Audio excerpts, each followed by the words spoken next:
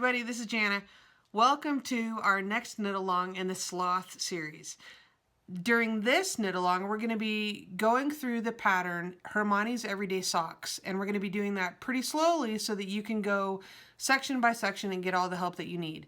I would encourage you first to watch the introductory video, which I'll put a link for in the upper right hand corner of your screen there. So click on the little eye with the circle, and then you can also download the pattern for free from Ravelry. I will put the link for that down below in the description, as well as if you'd like to join the Ravelry group and the Facebook group, all those links are down below. So, all right, so in this episode or installment, whatever we're going to call these, we're going to go through the cast on. I choose to use the long tail cast on method. I really much prefer that. You can do what works best for you. But if you're going along with me, we're going to do the long tail cast on, and then we're going to do the ribbing for the cuff, and then we're going to talk about some really basic chart reading skills for knitting. This is a good pattern to do that with because the chart is really simple. So that's a good starting place if you're unfamiliar with reading charts. So I'll help you learn to do that. And then we're going to knit through the textured portion of the leg. So that'll be what follows. All right, let's get started. Okay, we're ready to cast on. I've made my slip knot here, and we're going to use the long tail cast on. A question that I often get is, how do I know on the tail how much of a tail to have so I don't run out of the tail? Some of that just comes with practice, but I can show you what actually, let me show you what I do. I start at the end of the tail. Let me find that. I start at the end, and I just simply wind the yarn around. I just simply wind the yarn around like this about 20 times, and then I look at that length, and then I multiply that by 4 and kind of get a good idea of how long I want my tail to be. So, there's 5 wraps, 6, 7, 8, 9, 10, 11, 12, 13, 14, 15, 16, 17, 18, 19, 20. So if that's 20 wraps around, and it's about that long, then I'm going to use 4 times that length. I'm casting on 72 or 80 and, want to have a little bit of extra. So I just loop that over, this many times. And so if that's roughly the length of 80 wraps, then about here is where I'll put my slip knot. So hopefully that makes sense. Okay, so I'm casting on 72. I went ahead and measured off for 80 just because I want to have a little bit extra. I don't want to, to tie off or weave in. I don't want to get right down to the very, very end of my yarn here. So I do have a specific video for the long tail cast on, and I'll link that up in the right hand corner of this. But we'll still go pretty slow. So you're going to pinch here, go around the front. I go ahead and go all the way around my index finger, kind of make a triangle, put your needle up through, and now I'm pinching this with my left hand. Wrap counterclockwise, just like you do when you're wrapping a knit stitch. Okay, and I just keep doing that, and that's how I cast on for the long tail cast on. Okay, a little bit slower. Pinch in between your middle and ring finger with your palm up. Wrap around your thumb and your index finger, kind of so you make a triangle. Go up through with your needle, wrap counterclockwise, and then slip that loop over the top. Okay, so I'm going to continue to cast on the required number of stitches. For mine, I'm going to do at least 72. I'm going to probably go confirm my daughter's foot measurement before I join in the round and actually commit to my number of cast on stitches. So I'll go do that. You go ahead and cast on the number of stitches that you need to have, and then we'll look at the beginning of the pattern for the instructions for the cuff. All right, I have all my 72 cast on stitches here, and now I want to join all of this into the round. So I'm just going to I'm going to pull my needle through and make sure that this is all straight and lined up. And I'm going to pull my cable through, and so all of this section of stitches is about halfway. Okay, then I'm going to count my stitches so that I know exactly where the halfway point is. So for me, that will be 36. If you're following the pattern exactly, then for you that would be 32 or whatever. And so I'm doing magic loop, and I'll demonstrate that. If you're doing double points or 2 circulars. Anyway, whichever needle set that you're using, you just need to join in the round now. So 4, 6, 8, 10, 14, 16, 18, 20, 22, 24, 26, 28, 30, 32, 34, 36. Okay, there's my halfway. And so I'm just going to gently, I'm not going to kink my cable, but I'm going to gently pinch this in such a way that I can work my stitches down and bend my cable in half, getting my stitches down. So I'm dividing my stitches in half. And I want to make sure not to twist anything here. And so I want to line up the inside edge of my cast on so they're kind of facing each other, if that makes sense. Okay, now I'm going to work this all the way down. And I have a long cable here. It's 40 inches, but I wanted, and the reason I bought it that long, I probably could have been just fine with a 32, but I want the option to make other things that might be bigger, or to do socks 2 at a time where I might need that extra length, you know. So yours doesn't have to be that long, and that's okay. But now I have the tail of my cast on is up, and what I'm going to do is kind of get this needle out of the way, okay? And I want to join this onto what is my top needle. So I'm going to work my stitches up onto that needle, because that will actually be the needle that I'm working first, the stitches that I'll work first. And then I take this tail and I just kind of lay it up over and hold it down with my left index finger. Then I'm curling my cable back around I'm going to slip this in, this first stitch, as if to purl, okay? The reason that I do it this way, I'm just securing this tail. I'm going to just simply pull that over to the right and kind of wrap it around as if it were a stitch. And I'm going to push it through as if it were a purl stitch, okay? Just like that. I'm just going to go ahead and pull it all the way through. And this is the way that I join in the round to secure it. Lots of people do things different ways. I mentioned in a different video about joining in the round that sometimes people will take this stitch and switch places with them. Some people just continued knitting and they figure it's going to tighten up over time. Since these are socks, and I'm kind of hard on shoes and socks because I live on a farm and I wear boots all winter, I like to snug this up. I pull it pretty tight, and then I simply tie a square knot right here, which, you know, there are certainly more elegant ways to get it done. I just simply tighten this up, and then I start knitting. I start my ribbing. Now this pattern calls for a 1x1 ribbing, which is simply knit 1, purl 1, knit 1, purl 1. I really find that tedious. I prefer a 2x2 knitting, and so that's what I'm going to choose to substitute is a 2x2 knitting. You can do whatever you like. Do the 1x1 if you want. I'm going to do 2x2. So I'll do a round of that, and I'll show you what it looks like. First, I'm just going to go in, and I'm going to just get started here. It always feels super awkward until you get a couple rows in and, you know, get the fabric started to established. And then things go easier and you feel a little less awkward about it, okay? So I'm doing knit 2, purl 2, knit 2, purl 2, all the way around.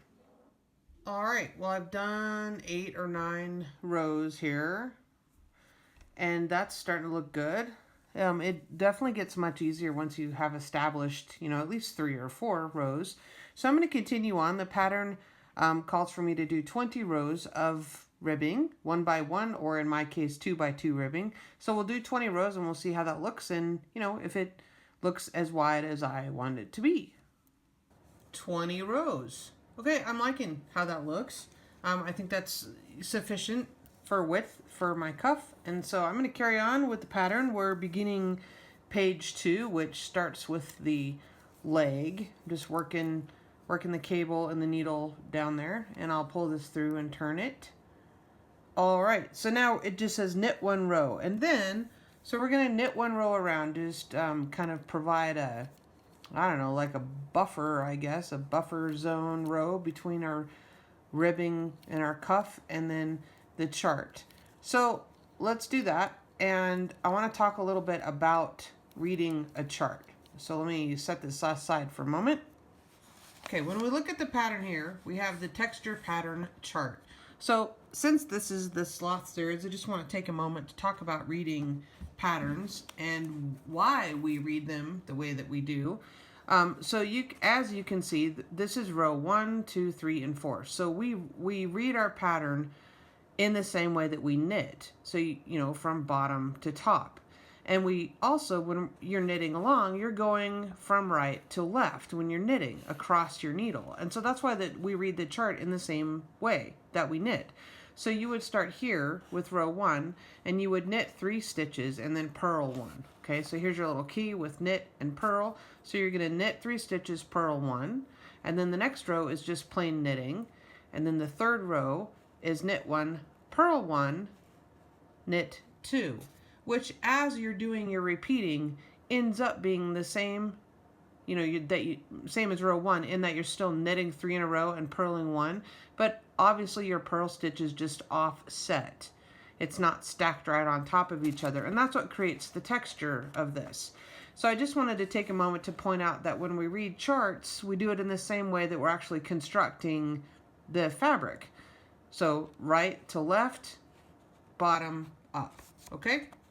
So I hope that makes sense. Absolutely, you know, leave a comment or a question in the Ravelry group, the Facebook group, or here on the YouTube video if you need more help with that. But I will demonstrate now. All right, I've knitted my plain round and I'm ready to begin the textured pattern chart. So I'm on row 1 of that chart, and I'm going to, as shown from right to left, I'm going to knit 3 stitches to, oops, that one's a little tight. Okay, 1, 2, 3, and then I'm going to purl the next. So you bring your yarn to the front and purl the next one.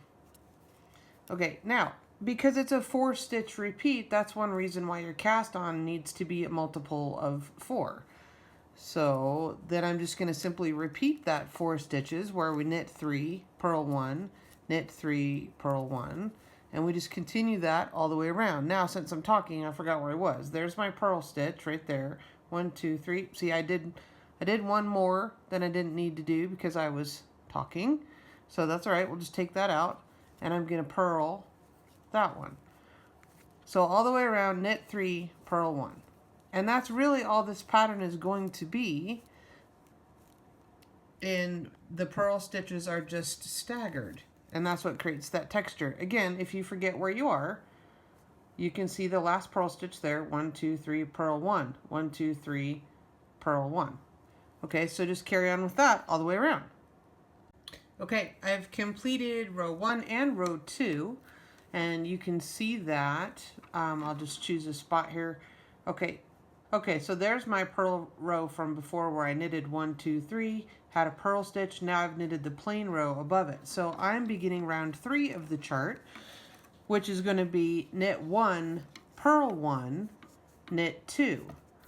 And then you're going to knit 1 again when you start the repeat over again. So in effect, you really are knitting 3 still and purling 1. You're just offsetting where that purl stitch occurs. So here, when I begin the row, I'm just knitting 1 stitch, and I'm going to go ahead and do my purl and knit 2 more till I'm at the end of the chart, right? But then I start over again at the beginning of the chart and I knit another 1. So do you see what I mean? You really are knitting 3 in a row, and you're just purling at a different place. So go ahead and do that, and then again, round 4, and all even rounds are the knitting plain. So that's nice. So that goes by pretty quickly, actually. This is a pretty simple textured ribbing pattern, or seed stitch. Well, it's not even ribbing. But you know, it's enough to keep you interested. And it's not just straight knit, knit, knit, knit, knit, which tends to get a little tedious and boring over several inches of the leg of a sock. So we're just going to continue doing this for the desired length of the leg, or 18 pattern repeats is what she indicates here. Now, if you're wondering, well, how am I going to keep track of how many times I've knitted the pattern, let me make sure I haven't messed up while I'm talking here. If you want to keep track of that, you can simply look at the beginning of your row and you can see down here, right there, your first purl stitch, which is 4 stitches in from the beginning of the round. Now you can either hook a little safety pin or a tiny little stitch marker there, and you can do that 18 times, or you can simply count those bumps going up or count the second one in and count those going up as we increase. You can make a little hash mark on a piece of paper if you remember to do that. I always forget. So I just look back, or it's really coming together. That's a really nice look for that texture. And so I am not using a row counter or like making tally marks on my pattern to keep track of how many repeats I've done. So you certainly can, but I usually forget to write stuff down. So what I like to do is just count that you can see the number of repeats that you've done. So when you look at the chart, you know that row 3 is where you knit 1 and then purl 1. So these purl bumps right here represent row 3. So I know that the plain round, which is row 4, just above that purl bump would be the completion of 1 chart repeat, 1 entire pattern repeat of 4 rows. So I've done 1, 2, 3 pattern repeats. So I'm just going to count those purl bumps knowing that they're row 3, and I know that I do 1 plain row after that and I will have completed, X number of pattern repeats, or knitted through the chart that many times. So that's how I'm going to keep track, and then I'll just make a note in the margins of the pattern denoting how many times I did that results in the length of the leg of the sock that I want for my daughter. Okay, I hope all that makes sense. As always, leave a comment down below, like and subscribe to my YouTube channel if you wouldn't mind, if you appreciate these videos, and feel free to join the Ravelry in the Facebook group. Okay, I'm looking forward to seeing your progress. Post some pictures and ask any questions you may have.